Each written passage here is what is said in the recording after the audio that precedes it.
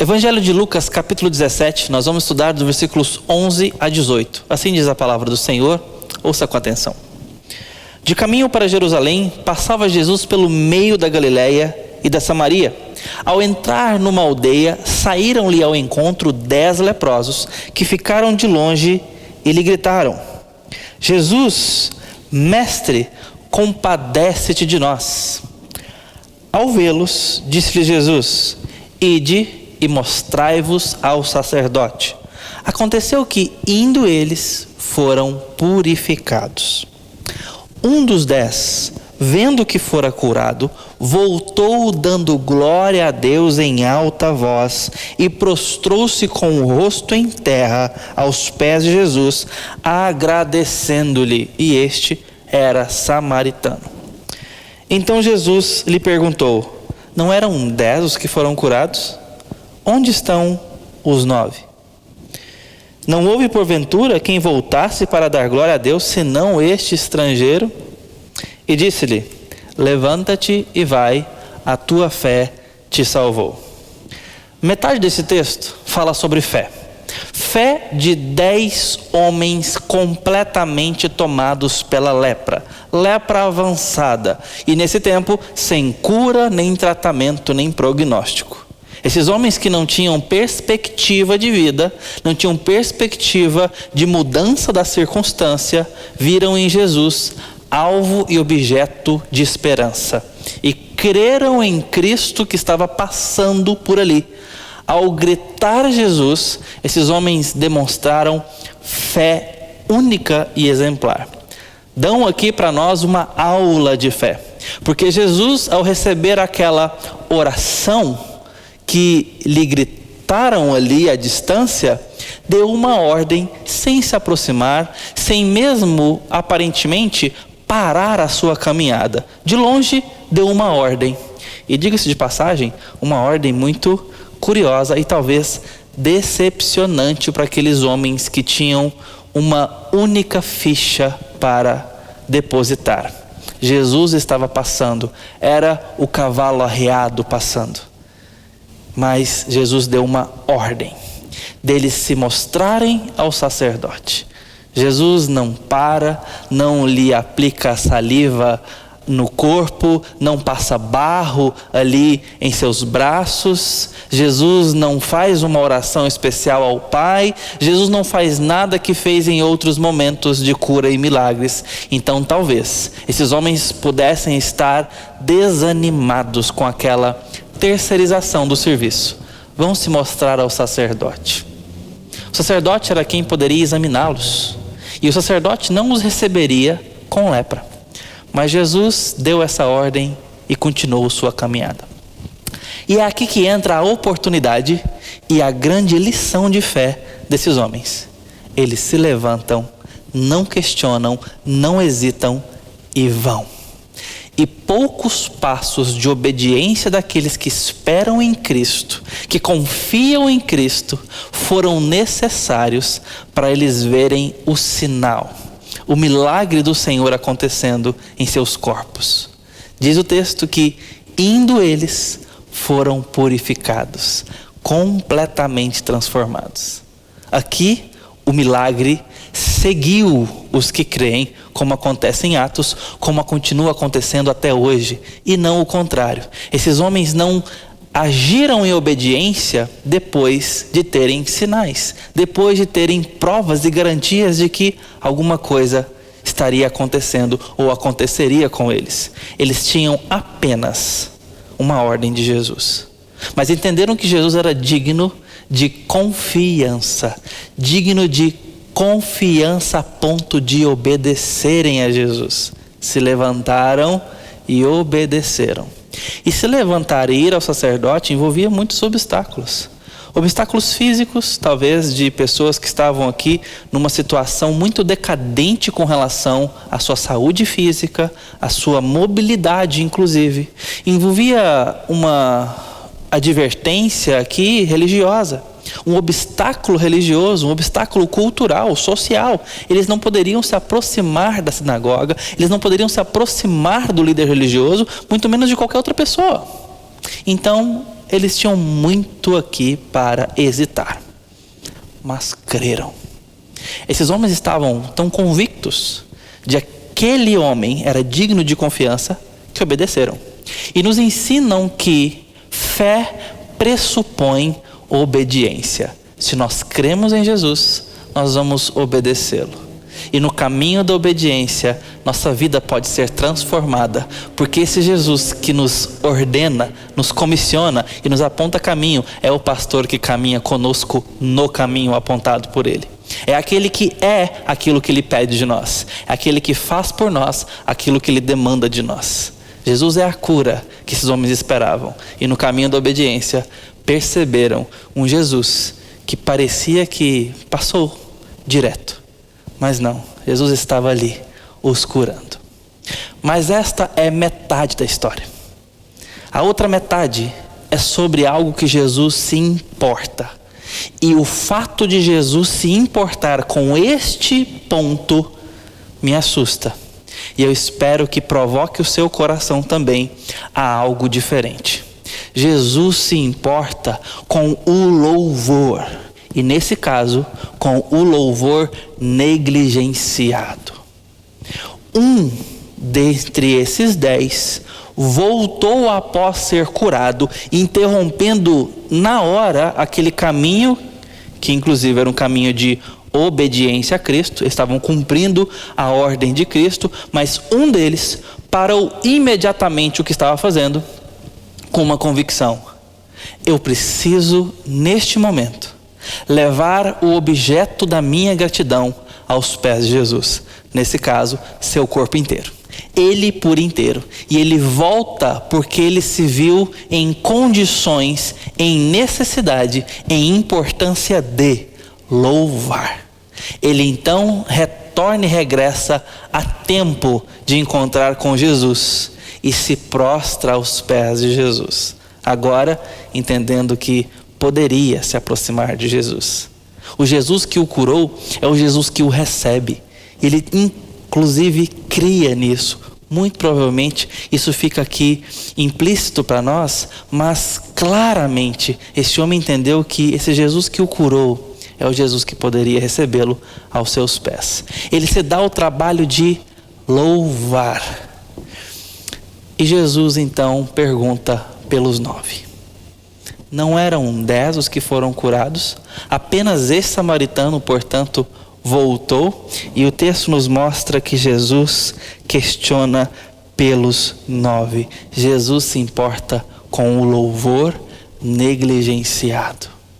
E o texto vai nos mostrar algumas verdades em torno do louvor.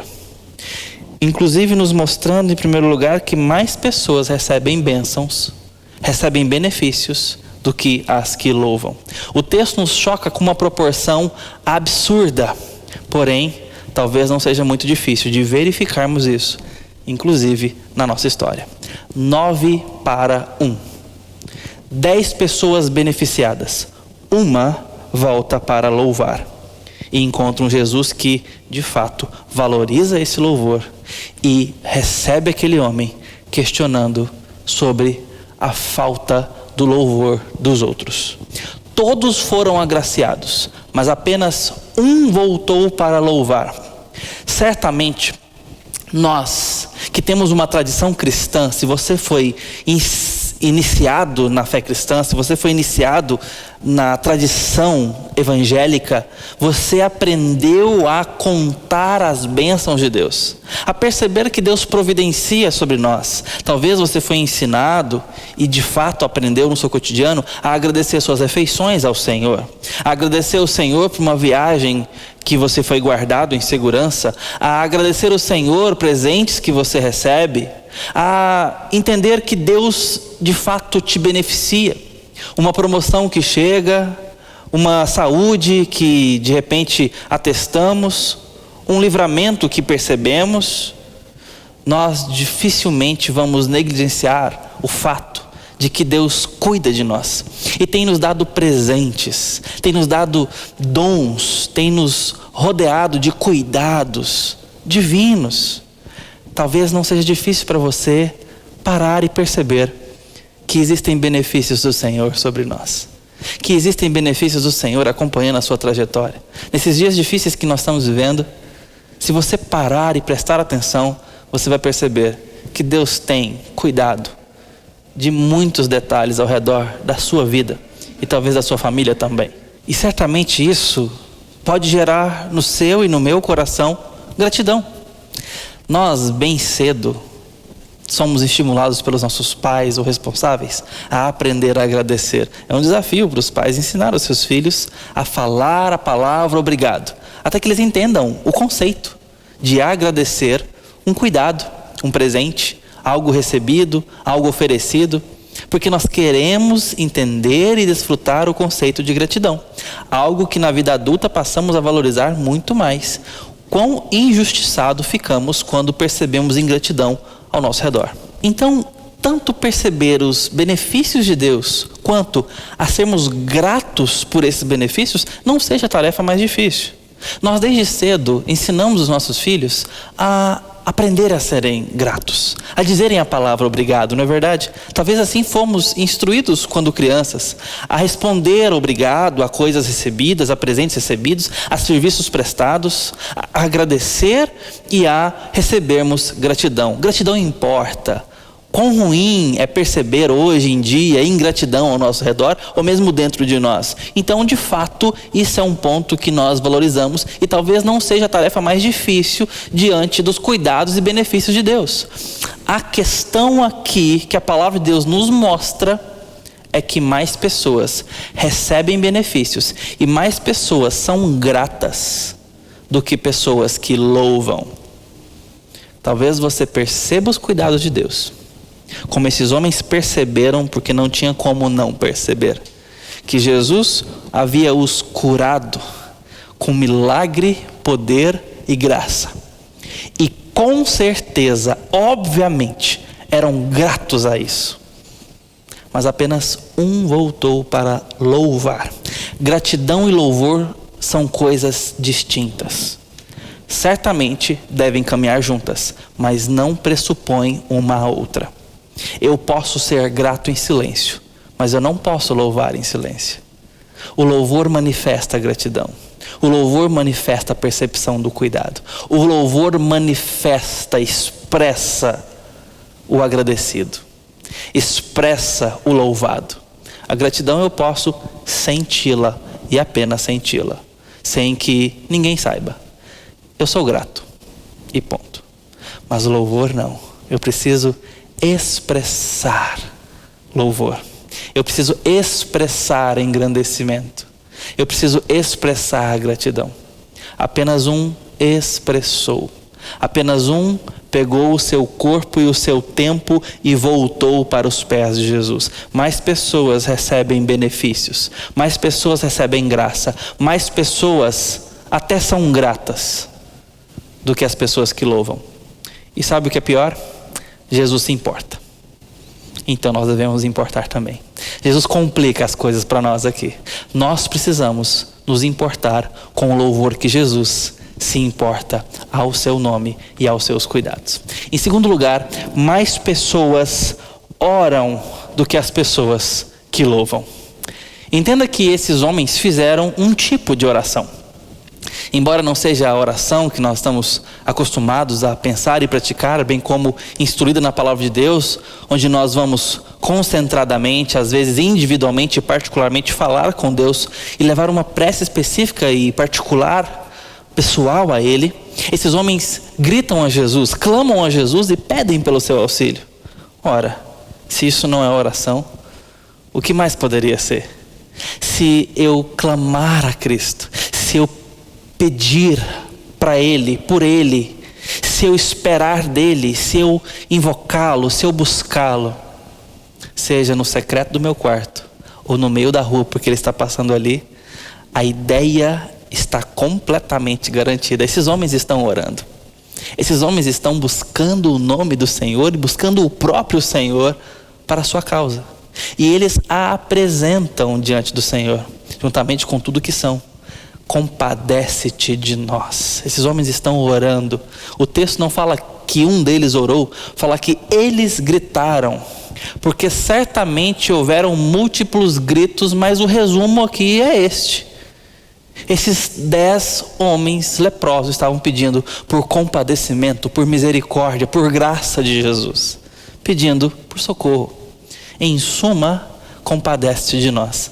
Mas todos estavam aqui unidos na expectativa / esperança de ter Cristo olhando para a causa deles. Isso é oração. 10 oram, mas apenas um louva. Olha, o dia que eu tenho uma boa rotina de oração, o dia que eu paro para entrar na presença do Senhor e gasto ali bons minutos, aquela sensação de dever cumprido, de carne vencida, uau, eu quase saio me achando. Fiz como Lutero, tinha tanta coisa para fazer que gastei algumas horas em oração. Mas a gente sabe o quão difícil é travar a batalha da oração. Como a carne grita contra esse exercício tão simples, mas ao mesmo tempo tão profundo e radical para a nossa vida. Buscar a Jesus e estar a seus pés, isso é estar em oração. Agora o curioso é que mesmo tendo nós tanta dificuldade, todos tendo tanta dificuldade, de fato confiar, depender e buscar o Senhor, ousar entrar na sua presença e oração, por mais que isso seja desafiador e difícil, o texto vem dizer, numa proporção absurda de 9:1, que mais pessoas oram, mais pessoas se dão ao trabalho de buscar a Cristo, do que as pessoas que louvam Ele quando recebem aquilo que pedem. Talvez você tenha dificuldades na vida de oração. Se eu aplico isso à sua e à minha vida, imagine então onde está o nosso louvor. Onde está a nossa adoração? Aliás, como dizer que eu adoro o Senhor se não estou na sua presença em oração? Como dizer que eu sou um adorador de Jesus se eu não me ocupo de estar na sua presença? Uma coisa pressupõe a outra. Mas mais pessoas ainda assim o buscam, oram e rogam o seu nome do que pessoas que louvam. Spurgeon comenta sobre esse episódio dizendo que muitas vezes ele travava brigas com o Senhor para ter as coragens na presença de Deus de Elias do que a adoração de Maria, porque nós perdemos de vista o valor da adoração, o valor do louvor, e preferimos estar como quem busca fogo do céu, como quem espera para ver chuva descer onde não há. Mas nem sempre nos ocupamos com aquilo que sai de nós para o Senhor, pelo que Ele tem feito e já tem feito, não apenas pelo que Ele pode vir a fazer. Louvor trata muito mais de quem Deus é e do que Ele tem feito e fez, do que qualquer outra coisa. Louvar pressupõe lembrar, perceber e aprofundar. Mais pessoas oram do que pessoas buscam o louvor. Em terceiro lugar, mais pessoas obedecem do que louvam. Esses homens obedeceram pronta, imediatamente e voluntariamente. Decidiram ouvir aquela ordem aparentemente frustrante, aparentemente inútil, mas eles não olharam para as aparências. Obedeceram com prontidão e, ouso dizer, com fidelidade. Eu não sei o quanto esses homens sabiam de Jesus. O fato é que o pouco que porventura soubessem foi suficiente para honrarem Jesus em obediência. Tiveram crença em Jesus, expectativa em Jesus, anseio pelo que poderia vir dele, a ponto de orarem, perceber os benefícios dele na obediência, a ponto de lhe obedecerem a palavra. Eles só tinham a palavra, mais nada. Eles não tinham sinais prévios, só tinham o preto no branco das letras. Permita-me atualizar para nós. Mas para eles foi suficiente para obedecer. O quanto nós precisamos para obedecer? Às vezes nós esperamos muitas condições serem supridas para que a gente ouse obedecer. Tem muita gente que espera que milagres aconteçam antes da obediência. Tem pessoas que têm dificuldade de honrar a Deus com seus recursos, com seus dízimos, porque esperam que outros milagres aconteçam nas suas finanças antes de obedecerem. E curiosamente, de Antigo para Novo Testamento, este é um direcionamento do Senhor para o seu povo, no cuidado ali das pessoas que precisam junto à casa de Deus, que pressupõe prova a Deus. Provai-me nisso e vê se eu não cuidarei dos seus celeiros. A mecânica é inversa, meus irmãos. A bênção vem mediante obediência. Claro que obedecemos depois de estarmos experimentando a bênção maior de crermos em Cristo, de recebermos da sua graça. E agora, os passos de obediência são passos que vão testemunhar mais de seus cuidados. Aqui você percebe que esses homens não condicionam, como nós fazemos tantas vezes. Primeiro esperamos outros milagres, para depois obedecermos. Eu dei um exemplo, poderia dar outros. Mas o fato é que esses homens obedecem e não colocam condições para o discipulado. Eles obedecem o mestre. Mais pessoas estão prontas para obedecer do que pessoas estão prontas para louvar. Embora muitas vezes nós tenhamos dificuldade de prontamente obedecer apenas com a palavra de Deus, apenas com as letras da sua escritura, mais pessoas ainda assim estão prontas para obedecer do que para louvar à luz dessa passagem. Na proporção desse exemplo de campo, 9-1. 9 estão ainda em obediência. 10 assumiram a obediência. Porém apenas um interrompe aqueles passos para parar tudo o que está acontecendo, para dedicar louvor. E Jesus se importa. Esta é a grande chave do texto. Jesus se importa. Jesus está interessado no nosso louvor enquanto obedecemos, enquanto Ele nos dá benefícios, enquanto estamos buscando e orando. Ele se importa em que paremos tudo em qualquer momento para louvar. Mas por fim o texto mostra que mais pessoas simplesmente creem do que as que louvam. Todos aqui creram e nos dão uma aula de fé.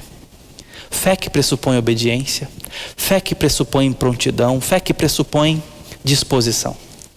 Porém, a fé pode não necessariamente nos levar ao louvor. Esses homens creram a ponto de se levantarem, moribundos talvez, cansados, desesperançados, mas ali estava a esperança deles. Eles creram nessa esperança, na alva da manhã, no Cristo prometido, esse que talvez, certamente, escutaram sobre ele, que ele estava dando vistas aos cegos, fazendo paralíticos andarem, estava restaurando a sorte de povos e trazendo uma esperança nova ao mundo. Certamente ouviram sobre os grandes feitos e o maravilhoso nome de Jesus. Isto é suficiente para que creiamos no Filho de Deus, Jesus Cristo. Ouvir sobre Ele e sobre o seu maravilhoso Evangelho é suficiente para gerar em nós fé, gerar em nós todo esse sentimento, essa convicção e essa prática de fé. Porém, isso não necessariamente nos garantirá louvor. E é nesse ponto que eu quero finalmente chamar a sua atenção. juntamente com o meu próprio coração. Se nós não nos importarmos, se não priorizarmos e avaliarmos com honestidade o nosso próprio coração, nós poderemos ter esse kit completo de obediência, de oração, de percepção dos benefícios, inclusive de gratidão a Deus. E ainda assim, não louvarmos o seu nome. Esse texto está aqui selecionado da seleção. Como João nos relata, muito foi feito, mas com um cuidado quase que jornalístico. Textos foram selecionados para serem redigidos. Eventos foram selecionados para serem redigidos. E este evento está aqui para comunicar ao nosso coração um alerta. Precisamos nos importar com o que Cristo se importa. Cristo se importa com o seu louvor. Cristo se importa que tenhamos vida de adoração. Nós nascemos para glorificá-lo.